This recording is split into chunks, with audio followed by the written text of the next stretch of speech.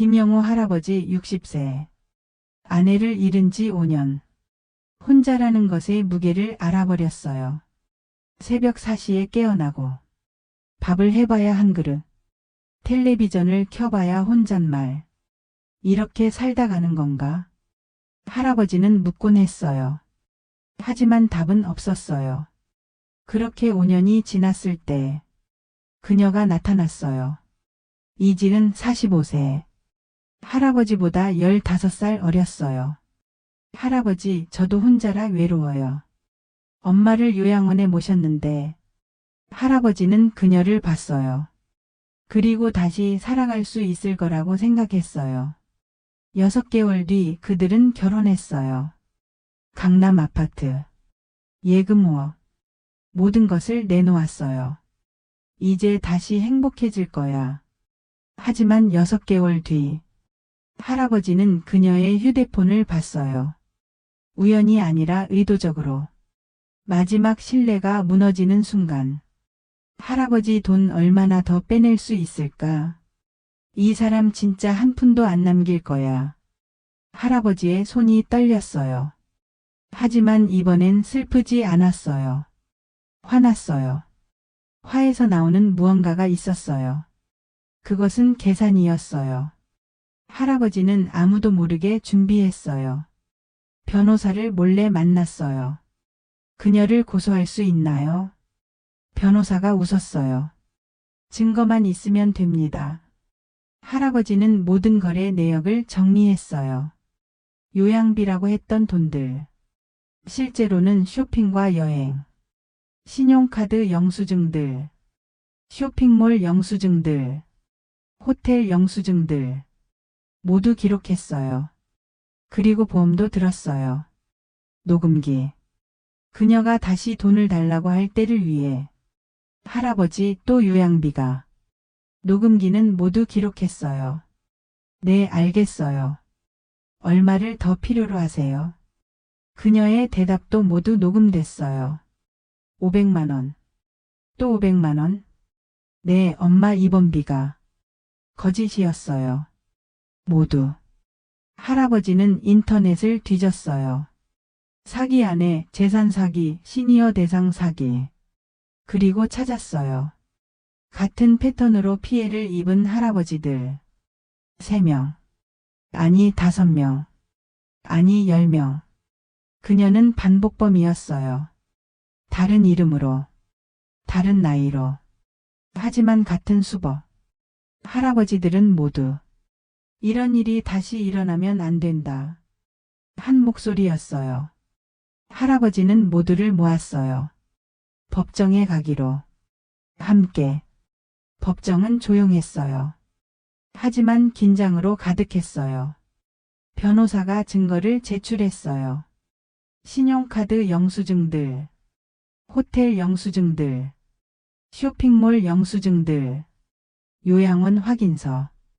요양비는 월 200만 원입니다. 그런데 지난 1년간 피고인은 할아버지로부터 5천만 원을 받았습니다. 그녀의 얼굴이 창백해졌어요. 변호사가 계속했어요. 그리고 피고인은 이전에도 5명의 다른 시니어를 대상으로 같은 수법을 사용했습니다. 법정이 흔들렸어요. 판사가 물었어요. 이에 대해 뭐라고 하실 건가요? 그녀는 울음을 터뜨렸어요. 하지만 그 눈물도 이제 누구도 믿지 않았어요. 판사는 선고했어요. 피고인은 사기죄로 유죄입니다. 피고인은 할아버지들에게 총 2억 5천만 원을 반환해야 합니다. 그리고 5년의 징역형을 선고합니다. 법정이 조용해졌어요. 할아버지들이 눈물을 흘렸어요. 하지만 그것은 슬픔이 아니라 안도감이었어요. 정의가 실현되는 순간. 그것은 어떤 것과도 비교할 수 없는 감정이었어요. 경찰이 그녀를 체포했어요. 손목에 수갑을 채웠어요. 당신은 침묵할 권리가 있습니다. 그녀는 할아버지를 봤어요. 그 눈빛 속에는 이제 무언가가 없었어요. 거짓도 없었어요. 계산도 없었어요. 있는 것은 절망뿐이었어요. 뉴스가 나갔어요. 시니어 대상 사기 조직 체포. 5명의 피해자 구제. 할아버지의 이름도 나갔어요. 하지만 그는 피해자가 아니라 피해 회복을 위해 목소리를 낸 시민으로 표현되었어요. 법정 승리 후 1개월. 할아버지에게 2억이 돌아왔어요. 처음 받은 5억 중 절반. 충분했어요. 충분할 수 있었어요. 왜냐하면 할아버지는 이제 혼자가 아니었거든요. 다른 할아버지들과 연결되었어요. 우리가 함께 했으니까. 그들은 만나곤 했어요. 매주 수요일. 커피숍에서. 또 누가 당했대. 우리가 도와줄까? 할아버지는 이제 다른 피해자들을 돕고 있었어요. 배신을 당했지만 그 배신으로부터 태어난 것이 있었어요. 그것은 연대였어요. 3년이 지났어요. 할아버지는 매일 아침 아내의 사진 앞에서 여보 봤어? 나 다시 살았어. 그리고 웃었어요. 상처는 여전했어요. 하지만 그 상처가 더 이상 할아버지를 움직이지 않았어요. 오히려 그 상처가 다른 사람들을 돕는 손가락이 되었어요.